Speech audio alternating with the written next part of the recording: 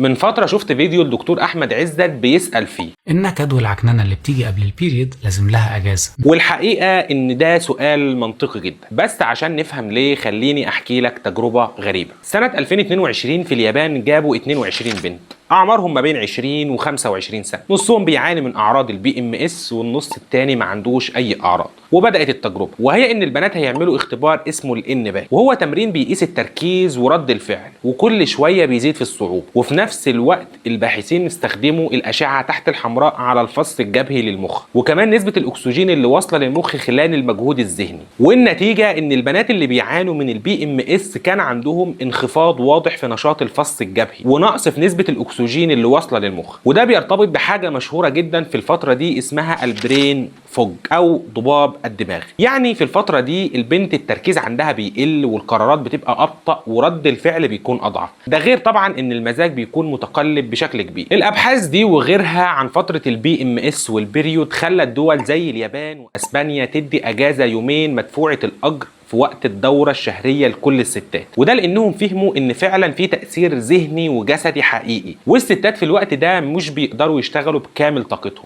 بس بيقدروا يعملوا حاجتين في غاية الأهمية. الأولى هي النكد، والتانية هي الفل. سلام.